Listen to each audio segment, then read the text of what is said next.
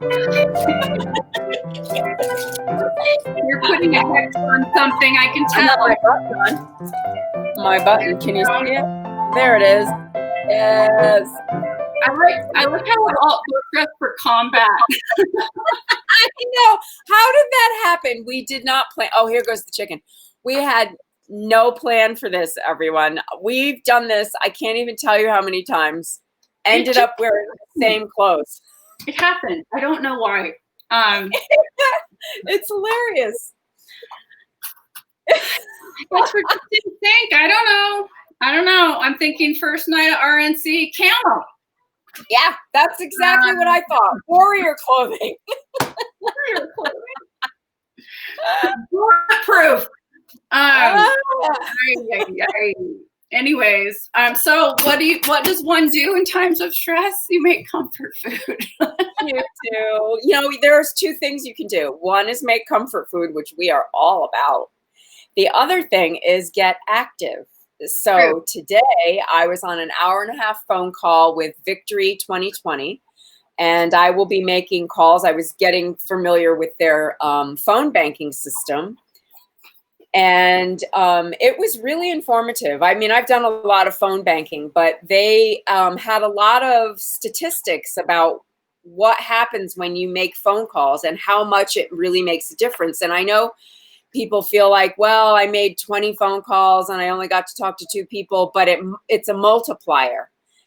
And it really works, and the evidence is there for it. So if anybody wants to know, I've posted it on my Facebook page like 3 times today, how you can find out how to get involved.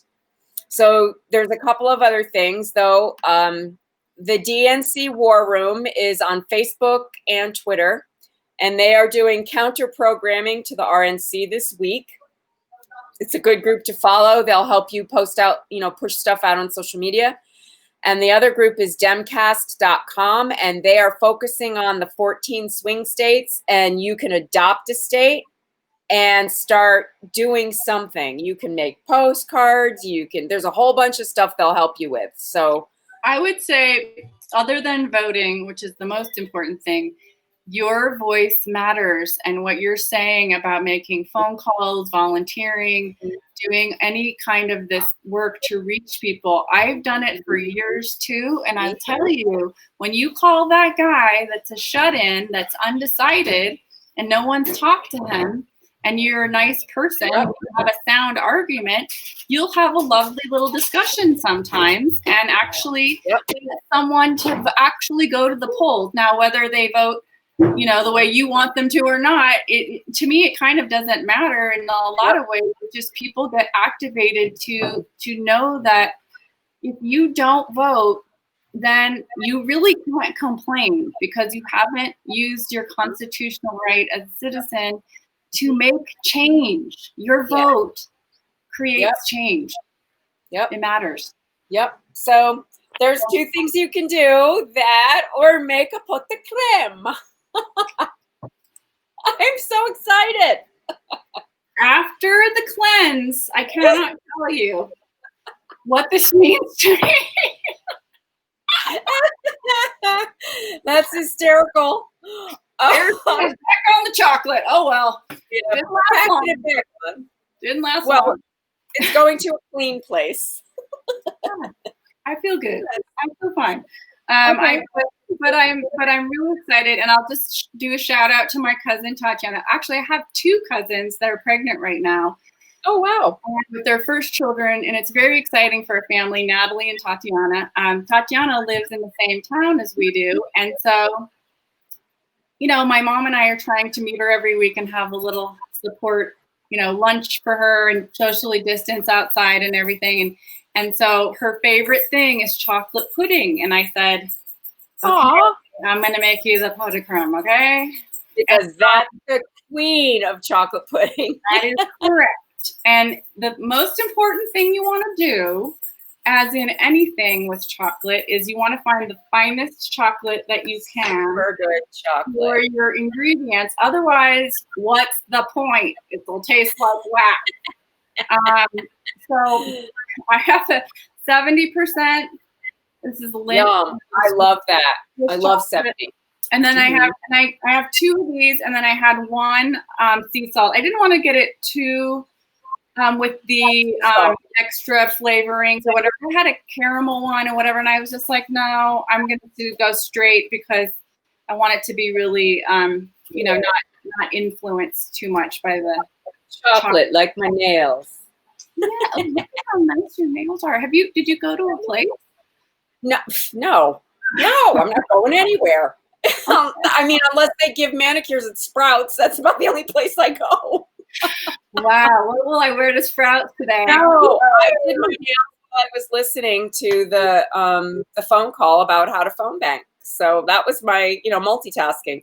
Oh yes, this lens is working wonders for your loyal followers. Oh, what happened to Ghirardelli? Well, you know what? I decided I had to go get something else at World Market. So they have an amazing chocolate and baking. Yeah, in fact, you know what they have, Debrianna, which I've never seen, which you would love. They have the Ghirardelli. No, it's Guittard chocolate. Oh, yes. Baker's chocolate in blocks. And they didn't have the one that I could have used for this recipe. They had the unsweetened. But I used to get that at Whole Foods a lot. But since Whole Foods got taken over by Amazon, they don't carry the same stuff anymore. So they don't really have the specialty as much. But so I was there, so I thought, oh, I'll just look at the chocolate, and I love Lindt. It's a great Swiss brand. But then there's also amazing other signature chocolates and many artisanal U.S. chocolates too. Like I love that Choco Love and so many cool ones. So just get a good one. Is what I'm saying. Right? Yeah. So what's funny about this is, remember when we made a trifle, and I made the traditional baked custard. Yeah. That's the double boiler, and you add everything to that. This is Pot de Crème is the opposite. You actually heat the cream and the milk and the vanilla, and you pour the hot over the chocolate unmelted, and it melts the chocolate. I don't know why. I've done that a bunch of times in the Cuisinart. I often do that for my Christmas cookies. I have the chocolate in the Cuisinart, and then I slowly pour in the hot cream. So it's interesting that it's the opposite. You don't melt the chocolate first, which I don't know why. Another thing I'm doing, which is a little renegade, is I'm putting some espresso powder. Oh, yay! A little chocolate kick, a little coffee kick, and extra vanilla. That baby's gonna be amped up. Yes. It will, just by virtue of its genes. But anyway, delightful parents that it has, that she has. I hope I'm not laying the cat out of the bag, but she told everybody. I think it's fine. She's like, "What have you done?" Nobody tell anybody. Shh. No, but I'll take a picture of her tomorrow when I post the recipe, so you can see her in all her chocolate glory. This was her only wish. I said, okay, I'll make it for you. So moving on. All right. I'm going to take the copper pot because you want the even. Copper pot. Oh, Bill, please. I love the copper pot.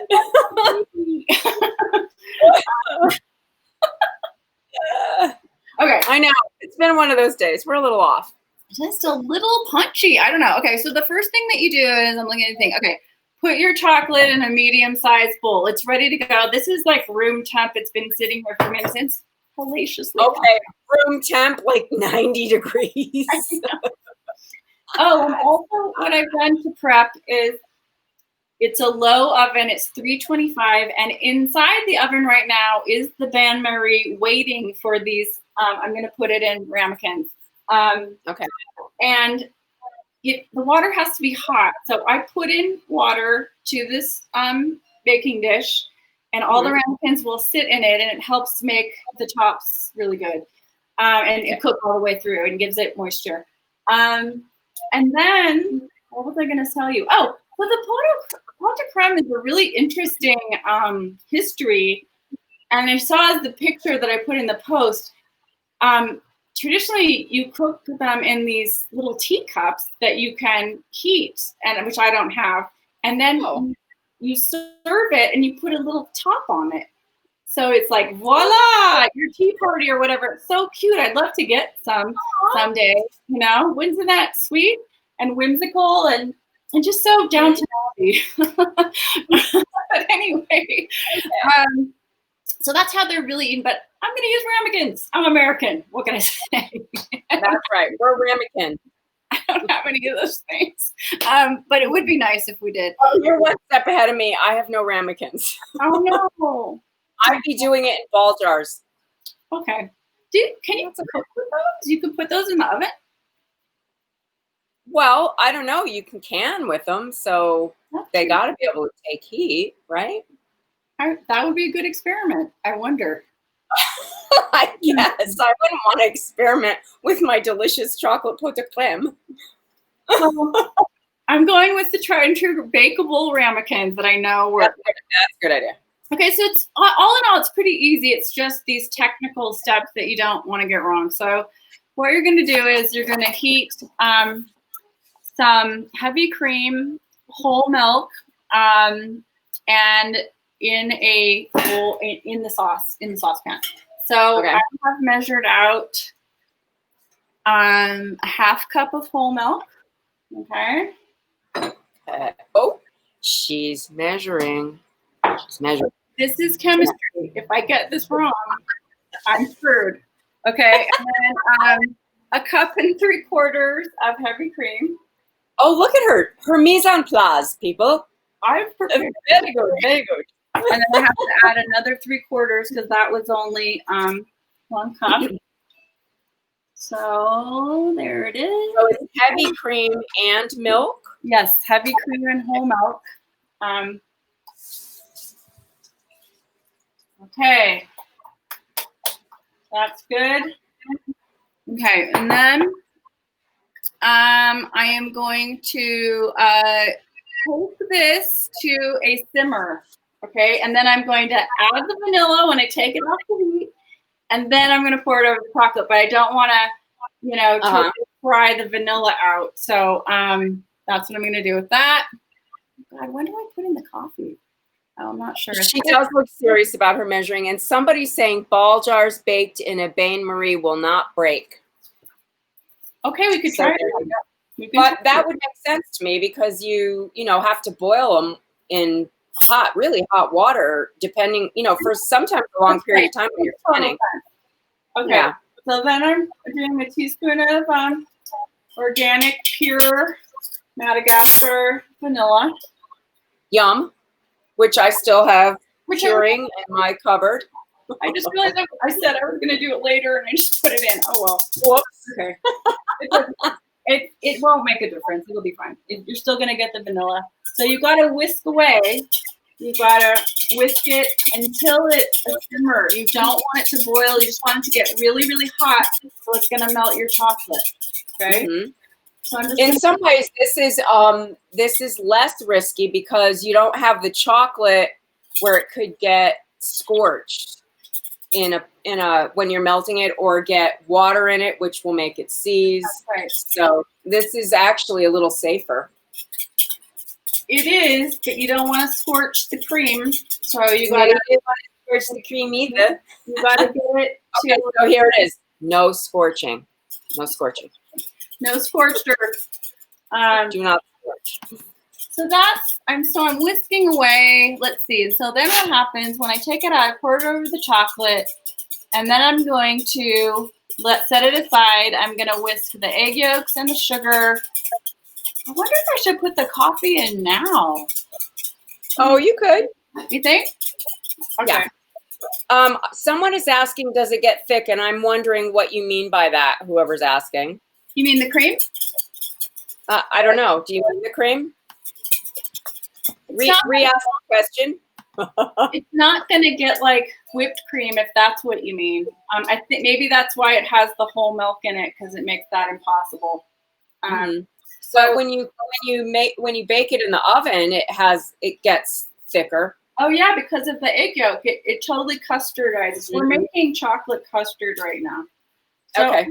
I'm putting in a tablespoon of espresso powder. This is from that great company that I really like. It's called Mount Hagen, and it's organic, fair trade, instant coffee. It's really wonderful if you stay at a really bad hotel on the road. So I'm putting it in, and I'm going to. Oh, you know what? This is a good idea there, because now it's going to totally. It'll mix in well. Integrate and yeah. Okay, good. Good call. Oh, you're welcome. All right. Oh, while you're doing that, I'll show people my giant squash, baby, in case they haven't seen it. You got a giant one? Oh my God. Look how big the squash is. Look at that. It's like a baby. Wow. Isn't that funny? That is like the squash that ate Cleveland. That is enormous. And it's pink. It's a pink squash. I never grew it before I threw the seeds in, because I was like, what is this? And there it is, the pink squash. That looks kind of alien. Oh, it does. Mount Hagen espresso powder. Is that what you said? Yes, it's instant coffee, and that's the company is called Mount Hagen. Don't put espresso beans in here, ground or anything like that. Make sure it's coffee. And to answer your question about her being pregnant, having it's fine. It's a tiny bit. It's not very much at all. In the grand scheme of this, it's just literally, a tablespoon. It's very, very little. What am I going to do with that squash? Well, I thought about stuffing it because it's so huge, but I might stuff half of it and then grill the other half in slices. I don't know. I don't even know what it's going to look like when I cut it open. So I'll document it though, because it's so huge. That's going to be interesting. Maybe you could do it on the show. Yeah, maybe I could do it Wednesday. Yeah, we're lining up some cool guests though, you guys. Oh my God, I'm so excited. Very exciting. And also, just so you know, we haven't forgotten about the cookbook. We've been working day and night to get this advertising on board, and it's going to be really nice. We've taken the extra time to read everything and get it. And working on the book. So we're doing all of it. It's coming. It's coming along. Okay, I'm just seeing how hot this is. Okay. That's lukewarm right now. Oh, that's like a good cup of coffee. That's like a latte, right? Yeah. I've been having my latte since the cleanse with whole milk instead of my usual half and half. It's rough. It's not the same. I know. That is, I don't know if that's my one rule. I have to have half and half in my tea and coffee. I mean, except like I think at when you go to Starbucks, I don't know what they use their latte, but I think they use like 2% or something because it foams better. But I know when I get my latte from them, I always add half and half. I think they use whole milk actually. That squash is obscene. It is. It's huge. It looks like a baby. Yeah, I think it's an alien pod person. Invasion of the Body Snatchers. Oh my God, I can't even believe it that we grew it. That's so funny. Okay, so guess how much chocolate I have in here? A lot. 2 bars? This is 8 ounces. One of these big bars is 3.5 ounces. So yeah, I was going to say 2 or 3 ounces for a bar. Yeah. Yeah. You know what I really like too is the Trader Joe's 70%. They're those giant bars. I actually buy those all year and stack up on them so I have them for Christmas. Yeah, I know. Because who would have thought I stock up on anything? I'm going to your house during Armageddon. I tell you that all the time. I'll be fine. We'll be fine if we just show up at your house. We could probably eat for 10 years. It's just me and David. I don't know. You would have thought I grew up in the Depression, the way I have stuff. Well, I think you and I were both influenced by that. I mean, I was certainly influenced by my grandmother, who was the main cook, you know, where I learned most of my cooking. And she was absolutely that Depression era. You eat every bite, you save everything, you save every piece of plastic, every twisty tie, every container. Oh my God. She had hundreds of Cool Whip containers because she liked to buy it because she liked not the Cool Whip necessarily, but the container. Yeah. Good Yeah, seal. don't get me started on Cool Whip. Oh, no, we have not talked about the freezer lately. We just talked about my pantry. We sideswiped the freezer. Okay, this is getting hot now, and I do not want it to get too hot. It's getting very hot, but I want it to be just on the edge because it's got to melt this chocolate. So you don't want to be too. Do you want to chop that chocolate smaller? That'll help.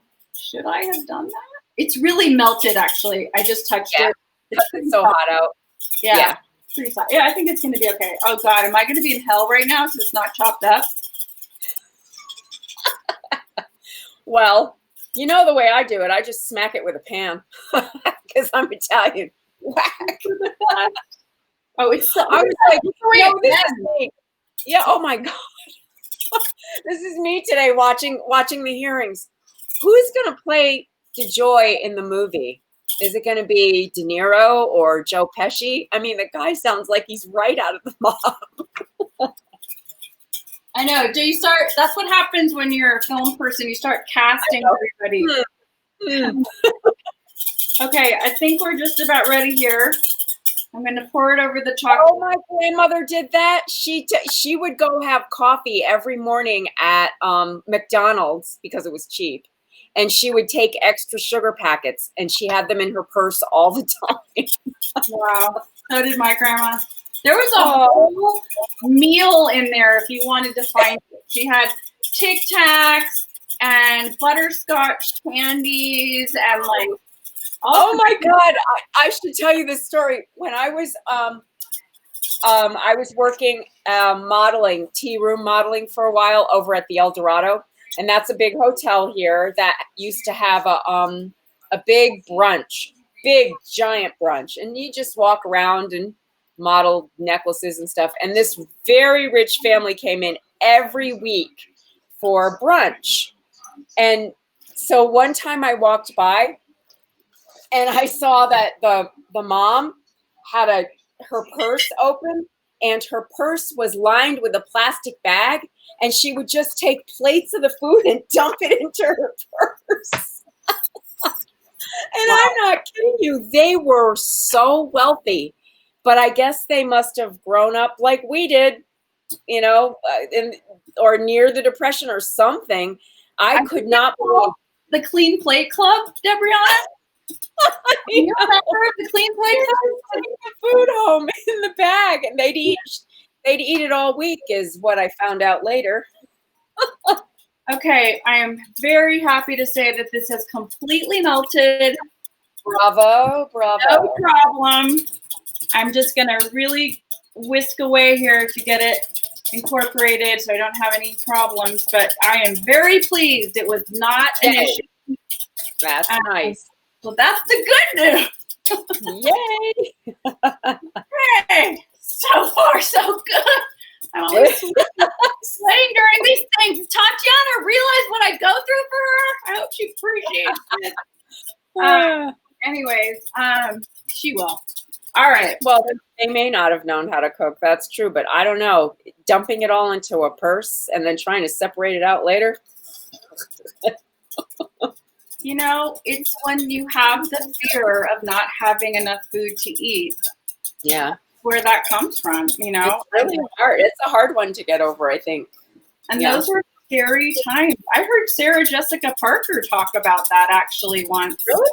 Yeah, because she grew up very, very poor. They lived in like a station wagon at one point. She would go to auditions, and her mom was like saving food from the buffet for her, like that same thing. And she said to this day, she just really counts her money and is worried they're going to be without. I'm just like, I don't think there's going to be a problem, dear. Nope. But I get it. I get it totally. But anywho, all right. So this is great. Oh, so happy with it. It's like, what? Okay. Glass of hot chocolate. I'm ready to go. Okay. Stick a straw in it. All right. Now we're going to put that aside. And here I have 6 eggs. So we are going to separate them. And we have to whisk these away. And I'm going to save the whites for some kind of omelet or frittata or something. But it's just the yolks. Saving stuff. Yeah, I'd save them. Speaking of saving. Okay. Yep. There we go. Okay, so. No, there was no Corona kitchen back then because we didn't have Corona. That's so funny. I mean, there were other kinds of kitchen. There was the Victory Garden, you know? Yep. I remember the Victory Garden. I do too. Yeah. We definitely grew food. Oh my God! You know what? Our yard. You know what I could do with these whites? I could make a meringue for the top. You could instead of whipped cream. Yep. Oh, that would be fancy. I could get out my blowtorch. Yeah. Maybe I'll do that. Okay. That could be fun. I'll see how I feel tomorrow.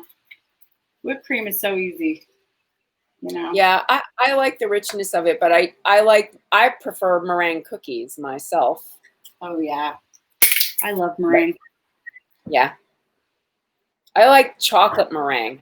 Do you ever make that? No, I don't think I've done it. I've made a big one and then baked it in the oven like a 10-inch meringue, and then you put macerated berries on top. Really delicious. Yum.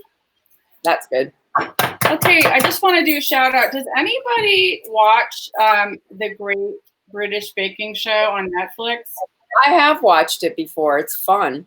They bought all the past seasons, and they're like from 15 years ago, but and they are so great. And I've just been watching them on the weekend, just getting really inspired and completely blown away by the artistry of certain bakers. Yeah. My God. And the creativity. It's really fun. So fun. It's a great show. I started watching Lovecraft Country. Have you seen that yet on HBO? No. Jordan Peele and J.J. Abrams produced it. Oh. It is so weird and good. We've been really enjoying it. All right, so 6 eggs. I'll check it out. 6 eggs, whisking. Now I'm going to add, I already did it, 2.5 tablespoons sugar. Now, some people don't want to put sugar in this. They think if you have sugar in the chocolate, or they like it to be really, really chocolatey and rich that way and not sugar at all, or they only put a tiny bit. I need more. I need more sugar, personally, but I sometimes I could go for the one that doesn't have any, and then you put it in the whipped cream, or Yeah. I would probably do what you're doing because I like my whipped cream not a lot of sweet in it. And this isn't a lot of sugar; it's just enough. Mm-mm. Okay, so then you're going to gradually add the melted chocolate mixture. No, Italians don't collapse. Italian meringue is more stable. Yes, it is. Okay, so then I have to strain it into another bowl. What? You have to strain it. After I incorporate it, you have to strain it. So what that means is... Oh, so it gets really smooth. See how I have my grandmother's bowl, which I love? It has a spout. Mm-hmm. So I'm going to actually do the opposite right now. I'm going to put the eggs in the chocolate instead of the chocolate in the eggs. It doesn't matter. Okay. Does it? No. If I don't think so, as long as you don't cook the eggs. If I do it slowly. And then you need a lot of bowls with this recipe. So then I have to strain everything else in here. Then I'm going to put it in a big Pyrex. Actually, maybe I should do that now because I have to pour it into the thing, you know, into the ramekin. Pour it here, pour it there. It's not hard. It's just step by step. That's all. I don't know if this is big enough, but we'll see. I have to do one more step. It's no big deal. Okay, so this is gorgeous. Man, this already looks so good. You can't go wrong. Okay. No, take your time. What? Take your time. Do it right. The reason why you strain it is because what if some egg cooks? What if you don't want any weird pieces of anything? So that's why you do that. Very smooth if you strain it. All right, here we go. Did I put everything in? Yes, I did. I did not forget anything. Always check. Yes, that is the technical term. Pour it into the thing. I wish I had another set of hands so I could whisk as I was putting in the egg, but I don't. I can't help it. I'm just going to pour a little bit like this. Keep whisking. Stop. Now that's so you don't cook those eggs. And then that would be gross. Pour a little bit. Stop. Making the custard right now. This is what it's going to do. I'm going to pour it again. And stop. I'm going to pour it again. And see. Yeah, it starts to cool itself down as you add the eggs in. Yes. No weird pieces of anything. We don't want any weirdness. I don't think there's going to be any weirdness, but I don't want to take any chances. And every recipe has you strain it that I have. So. Well, it adds a different texture, I think, when you do that, for sure. Yeah. Okay. So let's see. I wonder if all of this will fit in here. Well, let's try. See what happens. If it doesn't. Oh my God. The smell is heavenly. It's like the best. That looks wonderful. Chocolate. Okay. Well, I'm gonna put it up over here. And I have a tiny strainer. I can't find my medium strainer. Oh, sorry. Oh my God. It's gonna be fine. See, you MacGyver. That looks like my alcohol strainer. I use this for that too. I know. Okay, I want to point out this is working absolutely perfectly. Yay. No, you just got to go slow. You know what? I don't think I have any bits of anything. Well, that's the good news. No chunky bits. No chunky bits. So Friday we will be having, speaking of cocktails, we will be having our friends from Santa Fe Spirits on again. Yay! I hope everybody likes them. That was fabulous. Yeah, that was really fun. Oh, it fit. Yay! So happy right now. Bravo. Okay, so here are the ramekins. I'm going to bring them over here closer so you can see. Now we're going to look. There's literally no debris. There's a tiny bit, but you know, it just really makes it. It has to protect myself. Okay, here it is. All right, so if I bring this over, I have 6. Actually, I have. Oh, look what you did. That's beautiful. I have 7 ramekins. This should be for 6, but I. Did you butter them? What? Did you butter them or anything? Nope. Okay, just checking. We're gonna eat it straight out of here. So okay. I'm just filling these. Oh yay!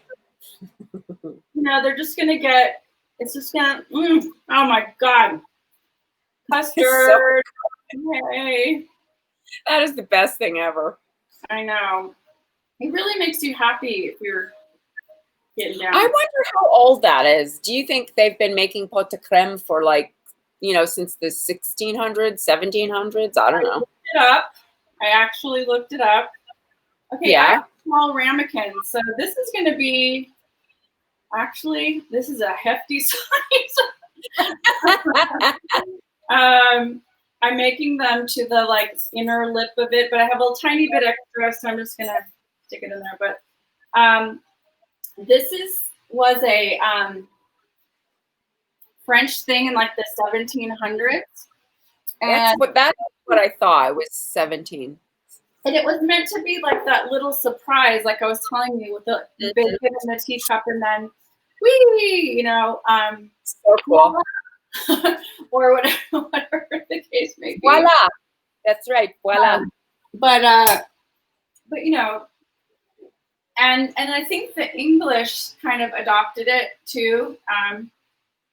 In the Victorian era, it was like a really fun little tea party thing, and it's like having a little wonderful surprise gift. Oh God! I think they see a cat. Somebody attacking your house? Monty, stop. Yeah, you can't lick the, well, I don't know. It's raw eggs. I guess your kids could lick the bowl. I don't have a fear of raw eggs. I know a lot of people do, either. But I just don't know how to say it. I've never had a problem. Okay, there's a little bit. I would do. So we're gonna get the last of it right here. So and then you're gonna bake them for how long? Okay, there's one last step. You have to cover them with foil. Oh.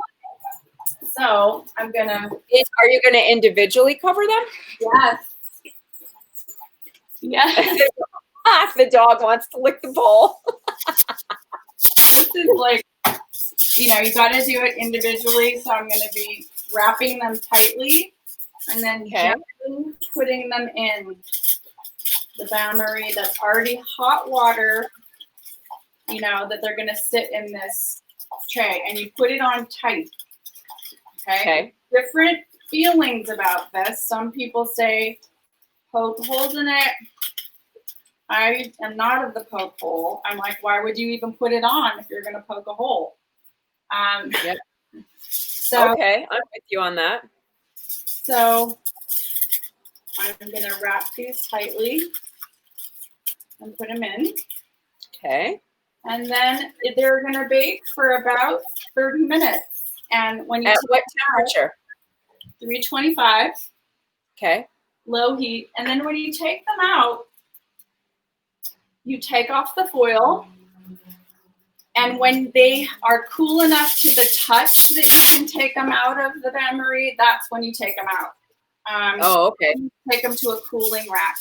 Don't take them prematurely; you will burn yourself, and it's not worth dropping it or anything like that. Just take it out; they'll cool down, and then you got to refrigerate them for at least 4 hours. See, I will take off the foil. I will let them cool without foil, and then when they are cool, room temp cool, then I will put them in the fridge wrapped in plastic wrap until tomorrow's luncheon. Okay. But you really need time for them to set. Now, some people like to eat this hot, and you can do that. You can completely have it cool to be like warm, and then serve it. It's lovely. Yep.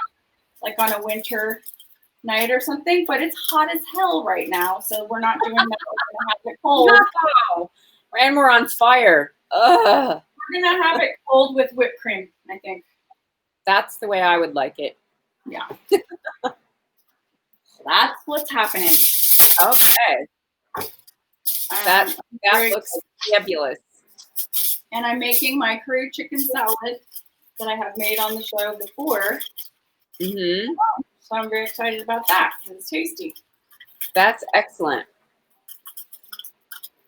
Lisa forgot to add the half a cup of Guyanese dark Demerara rum. You know what? You can do that. Some people do add the liqueur, and you could make you could add Romagné.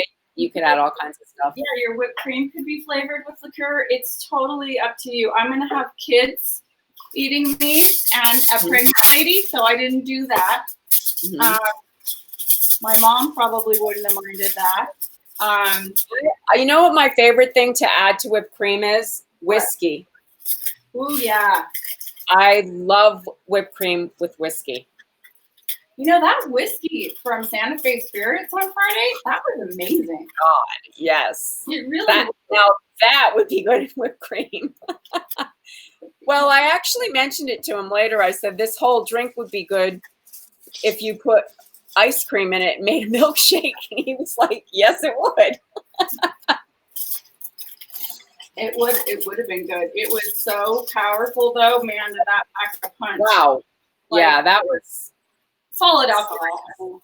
serious. There's no mixer. Yeah. The cherry is the mixer. But the flavors though, when it was cool like that with the ice, it was a beautiful way to drink fine alcohol, you know? Yeah.